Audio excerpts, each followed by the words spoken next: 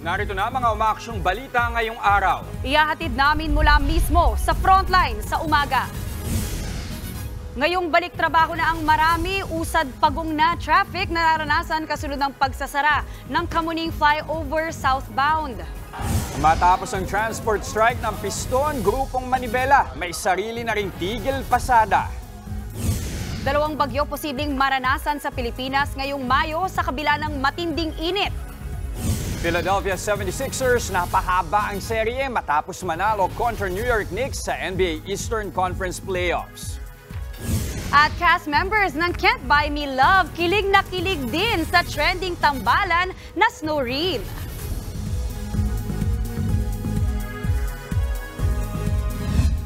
Mabigat na daloy ng traffic ang sumalubong sa mga biyaheng south ngayong umaga dahil sa pagsasara ng Kamuning Flyover. Maraming kapatid natin ang nagulat sa usad pagong na traffic na dulot ng repairs na aabutin ng 6 na buwan. Live mula sa EDSA Kamuning, nasa frontline ng balitang yan si Ian Suyu. Ian, kamusta na ang sitwasyon dyan?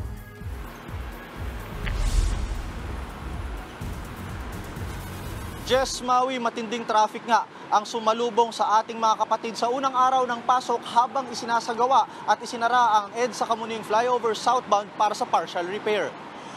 Kabilang sa mga ginagawa dyan ay yung binutas na bahagi nitong flyover para raw matukoy yung lalim ng slab na kanilang aayusin. Nandito yan sa aking likuran kung matatanaw ninyo.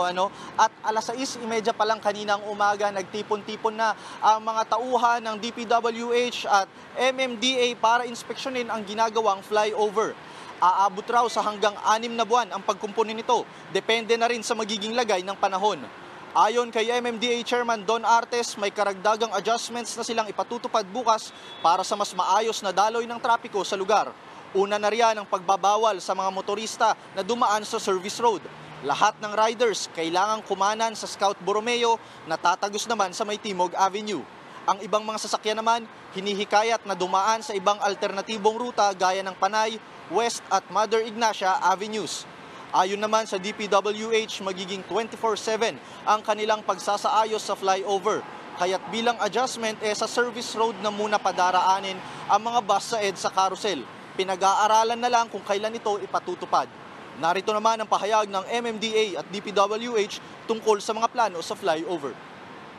Aralin lamang po namin at baka i-divert na rin po namin sila sa service road once na around 11 or 12 midnight para po makatrabaho sila freely sa gabi pag completely sarado po itong Kamuning Flyover. Sa ngayon po yung ating deck slab ang uunahin po natin at inaasahan po natin na matapos kaagad dito, manual po ang gagawin natin pag-demolish doon sa ating slab. Mas makaka-traffic po lalo na at pinadadaanan natin.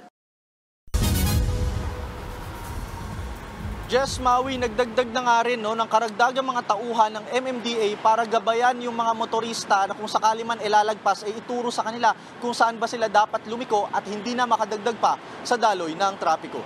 At yan ang latest mula dito sa Kamuning sa Quezon City. Balik sa inyo, Jess, Maui. Maraming salamat sa update, Ian Suyu. Para nga maiwasan na matinding traffic, naglatag ng mga alternatibong ruta ang MMDA para sa mga maaapektuhan ng pagsasara ng EDSA Kamuning Flyover. Sinubukan naman ng News 5 ang mga rutang yan. Live mula sa Quezon City, nasa frontline ng balitang yan si Dave Abuel. Dave, kumusta na ang lagay ng trapiko sa mga alternatibong ruta na yan?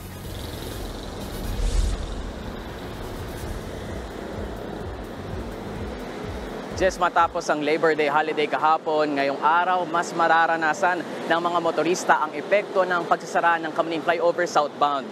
Kaya naman dinaanan namin ang ilan sa mga alternatibong ruta na inilatag ng LGU para malaman kung traffic na rin sa mga ito. Kita na ang tukod ng trapiko sa EDSA Kamuning. Kahit ang mga motorcycle rider nangangambang malate na sa kani-kanilang destinasyon dahil sa mabigat na trapiko. Bandang alas 6:30 ng umaga nang simulan naming tahakin ang alternate route A na inilatag ng Quezon City LGU.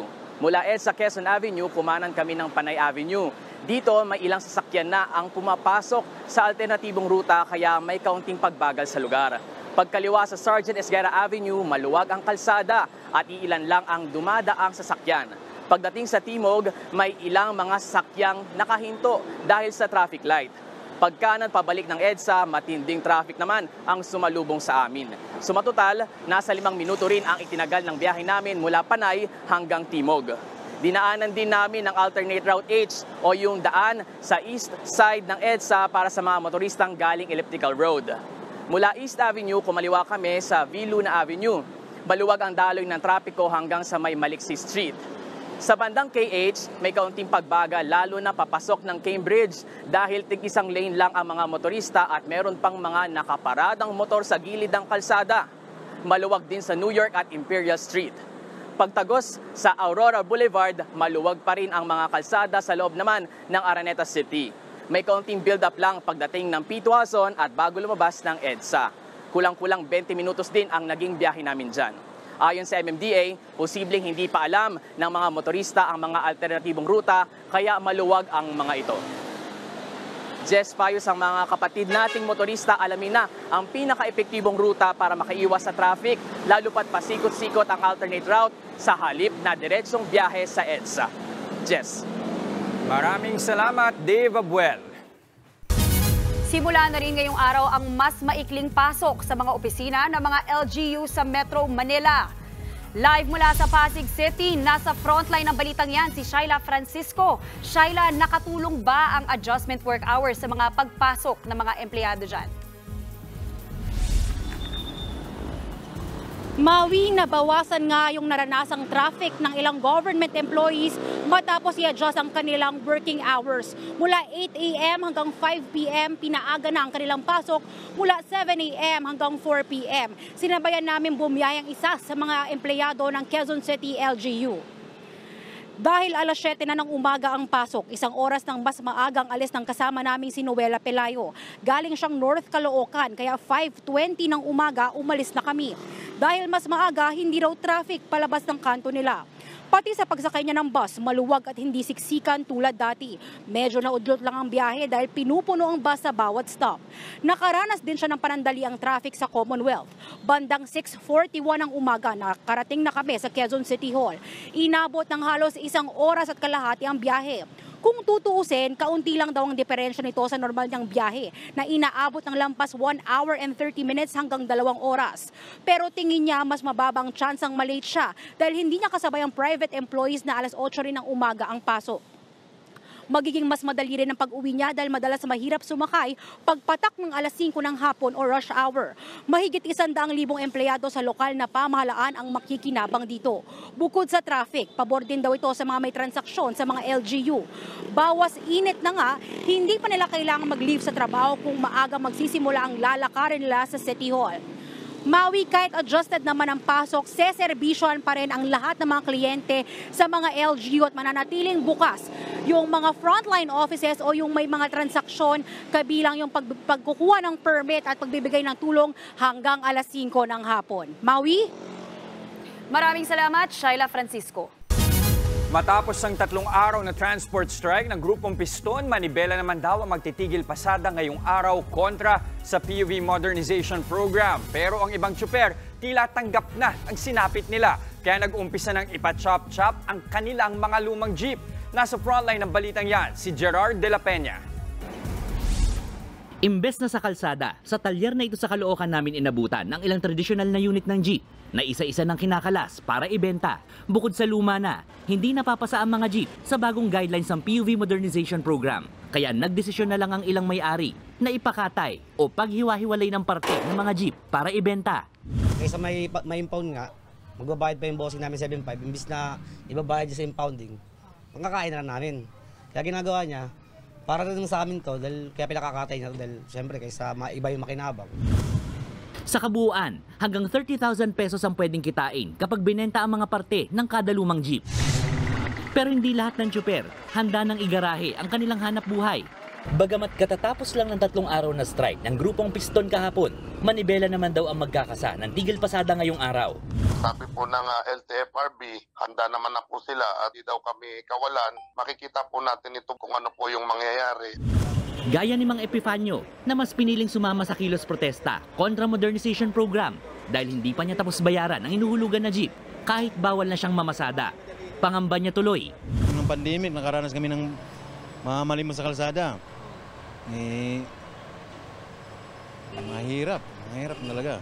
Baka naman pagbigyan kami ng gobyerno, baka hindi naman. Ayon sa mga tsuper, di naman ganun kabilis makahanap ng trabaho kung iiwan nila ang pamamasada. Ang jeepney driver na si Jong nga, hindi rin sumali sa consolidation, kaya kolorum na. Pero lakas loob pa rin siyang namasada sa Quezon City simula kahapon. Bakit po bumiyahe kayo kahit di kayo consolidated? Ay, yun ang utos na operator namin eh. Hindi man matakot dyan. Bakit po? Hawak naman namin prangkisa namin. Sa 80 unit ng jeep naman na ito na bumabiyahe sa rutang Pasig-Tipas, wala rin ni isang nagpa-consolidate. Pero ang driver na si Mario, desidido pa rin bumiyahe ngayong araw. Ang pinangahawakan niya, ang sinabi ng LTFRB na wala munang hulihan. Biyahe lang. Total, meron pa naman palugit na binigay eh. Kung sa ilang araw na palugit, mapapag-aralan naman yun. Paalala naman ng LTFRB, bagamat nagbigay sila ng palugit sa panghuhuli, hindi pa rin daw lusot ang mga babiyahing kolorum na jeep dahil nagsimula na silang sulatan ng mga operator na hindi sumama sa consolidation. It would probably be after 15 days bago po mag-start ang hulihan. After that po, we will come up with a resolution taking away the franchise from them. By then, ready na hong manghuli ang LTO, ang MMDA at saka ang local PNP. Kapag nahuli, pwedeng masuspende ang lisensya ng driver, ma-impound ng jeep at pagmultahin ng 50,000 piso. Nagbabalita mula sa Frontline, Gerard de la Peña, News 5. Dumami naman ang mga pamilyang nakaranas ng gutom ngayong taon kumpara noong 2023. Base sa huling survey ng Social Weather Stations, umakyat sa 14.2% ang hunger rate sa Pilipinas sa unang 3 buwan ng 2024. Mas mataas yan sa 12.6% hunger rate noong December 2023. Ibig sabihin na nanatiling nasa 1 sa kada 10 Pilipino ang walang makain. Pinakamarami sa mga yan ang mga taga Metro Manila, Balance Luzon, Visayas at panghuli ang Mindanao. Ang hunger rate nitong Marso mas mataas rin kumpara sa kabuang annual rate na 10.7% noong 2023. Ito rin ang pinakamataas mula noong May 2021 kung kailan naitala ang 16.8% na hunger experience. Malaki-laking rollback sa liquefied petroleum gas o LPG ang ipinatupad ngayong Mayo. Sa abiso ng kumpanyang Petron, 1 peso at 15 centavos ang bawas sa kada litro ng kanilang LPG.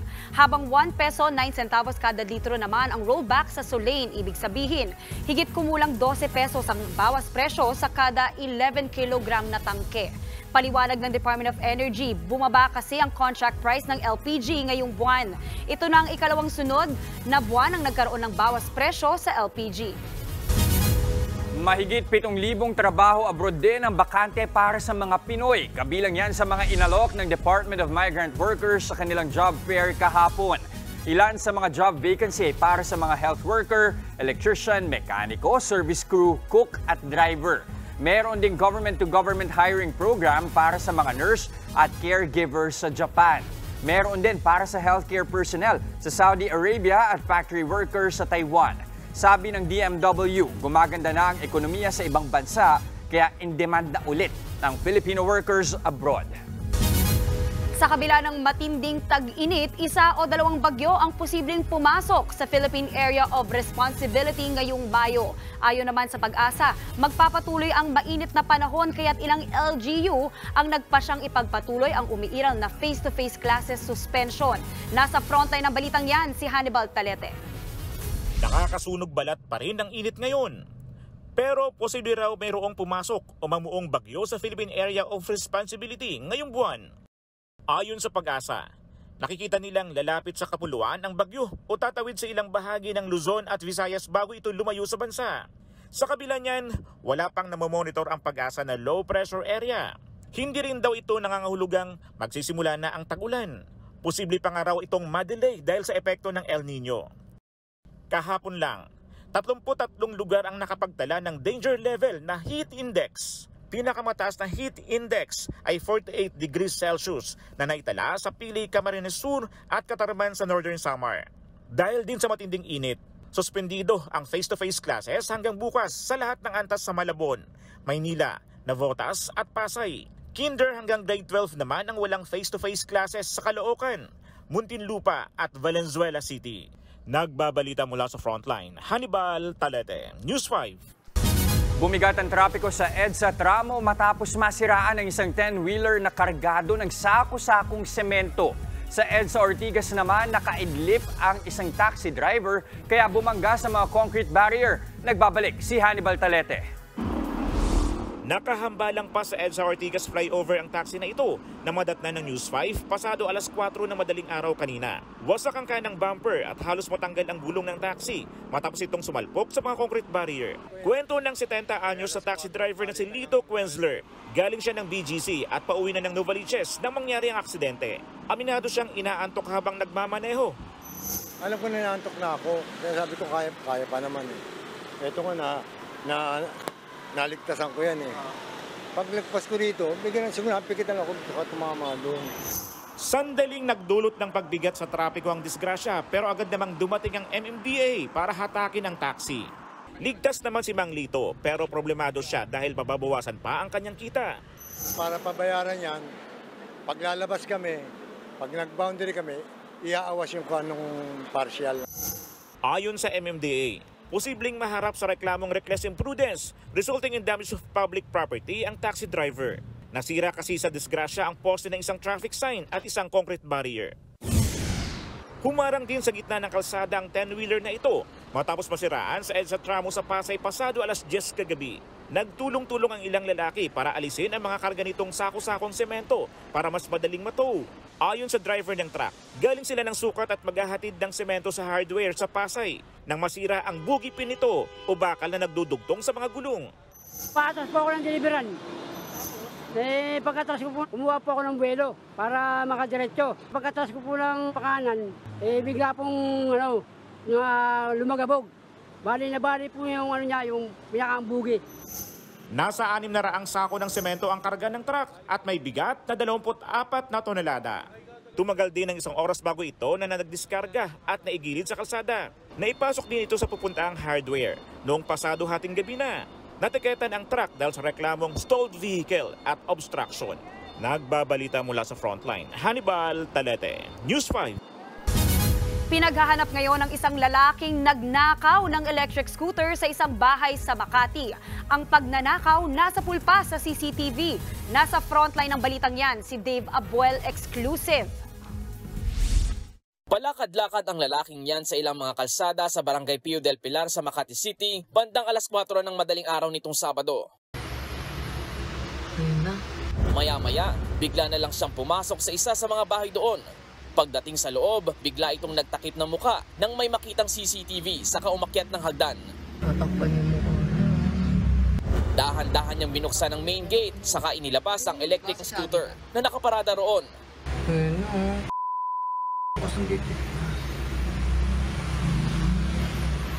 Palang galing. Dali-daling umalis ang lalaki na ninakaw na pala ang naturang scooter. Ayon sa biktima, natsyempohan ng suspect na bukas ang gate kaya agad nakapasok. Sakto po kasi noon, may borders po kami na bumaba po, hindi po nilak yung gate. Buti ang swerte na lang is hindi niya pinasok yung mga room. Kasi yung isang room dito, yung sa kapatid ko, is naiwan din niyang open. Alas 6 na ng umaga nang malaman nilang nawawala ang scooter. Nang malamang nawawala ng scooter, agad namang dumulog dito sa barangay ang biktima. Ayon sa barangay, hindi nila residente ang lalaki at posibleng dayo lang sa lugar. Dali-dali po kaming nag-ikot agad. Baka sakaling matsyempuhan, masakote, may dalang scooter. Hindi na raw umaasa ang biktima na mababawi pa ang scooter. Pero patuloy pa rin tinutugis ng mga otoridad ang suspect. Actually, kasi ginagamit po yun ng partner ko for work. Tsaka parang nakakapanghinayang kasi yun binigay sa akin tapos sa akin lang din pala mawawala. Payo naman ng barangay sa mga residente, siguruhin nakasara ang mga gate at pinto para hindi manakawan. Nagpabalita mula sa Frontline, Dave Abuel, News 5. Nasusunog ang isang pagawaan ng mantika sa Lucena City. Base sa inisyal na ulat, alas 3 pa ng madaling araw kanina sumiklab ang apoy sa oil mill sa May Diversion Road ng Barangay Dumoit. Pero alas 4:30 na raw na i-report sa mga bumbero ang sunog. Sa ngayon, patuloy pa rin ang pag-apula sa sunog. Hindi pa matukoy ang sanhi ng apoy. pero wala pa namang naiulat na nasaktan o nasugatan sa insidente. Patay ang isang lalaki matapos masapul ng LSC ng bangka sa Lawaan Antique.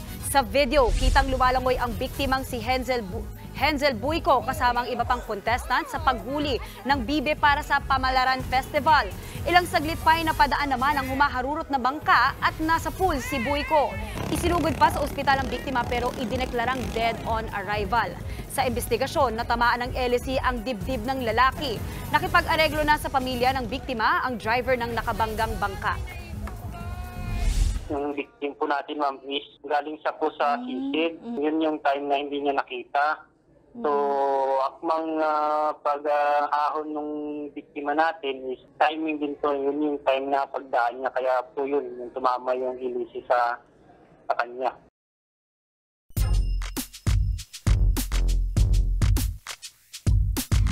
Patuloy ang ratsyada ng San Miguel Beermen sa PBA Philippine Cup. Nananatiling undefeated ang Beermen sa loob ng 10 laro matapos ang 124-109 na panalo kontra Blackwater Bossing. Isang panalo na lang ang kailangan nila para ma-sweep ang elimination round. Samantala, nanaig naman ang Converge Fiber Xer sa TNT Tropang Giga para sa ikalawa nilang panalo ngayong conference. Tinangkang habulin ng TNT ang double-digit lead ng Converge pero kinapos sa dulo. Final 107-103 natapos sa 2-9 ang record ng Converge habang ang TNT bumagsak sa 5-5 at may isa pang laro. Napahaba pa ng Philadelphia 76ers ang serye kontra sa New York Knicks matapos manalo sa Game 5, 112-106. Umiskor ng 7 puntos si Tyrese Maxey sa huling 1 minuto ng laban para mapersa ang overtime. Dito na sila nakabuo ng sapat na bentahe para manalo. Sa kabila ng panalo ng Sixers, lamang pa rin sa serye ang New York, 3-2. Buhay pa rin ang Milwaukee Bucks matapos namang tambakan ang Indiana Pacers sa Game 5, 115-92. Nagawa nila ito kahit hindi naglaro ang superstars na sina Giannis Antetokounmpo at Damian Lillard. Hawak pa rin ang Pacers ang serye 3-2.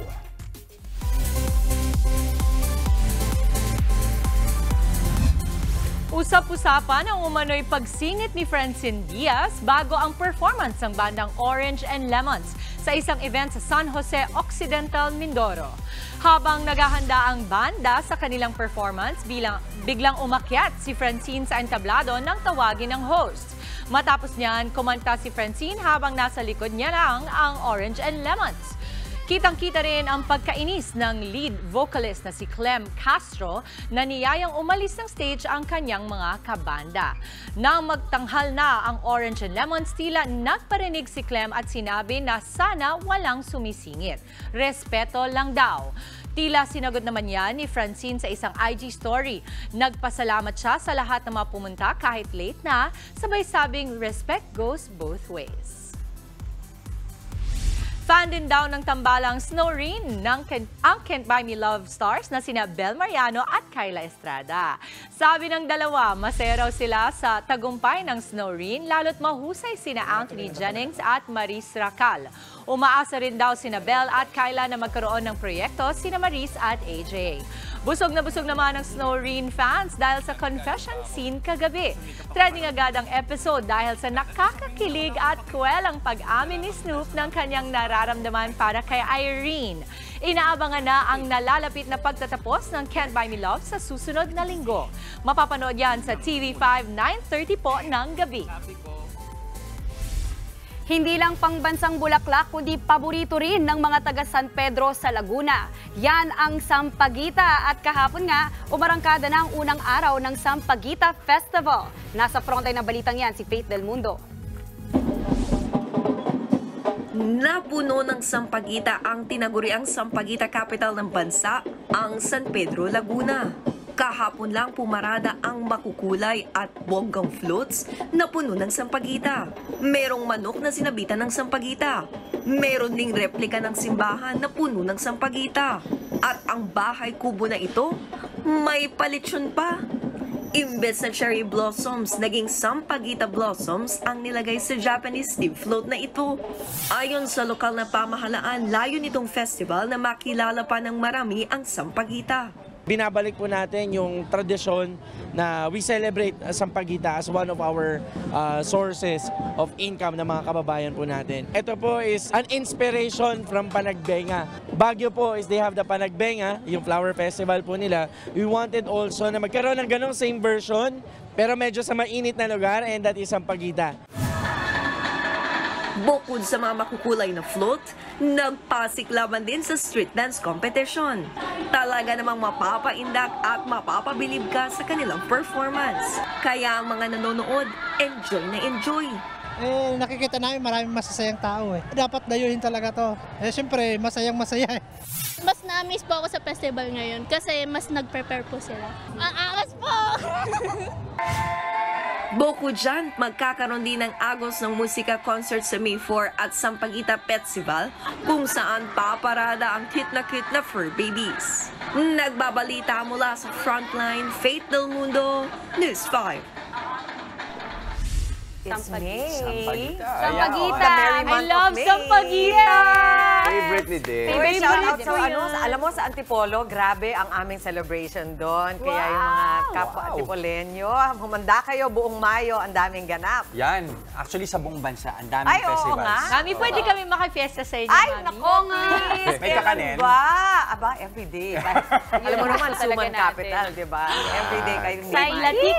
With latik. Ayan. I love that. Nagutom ako bigla. Oo nga.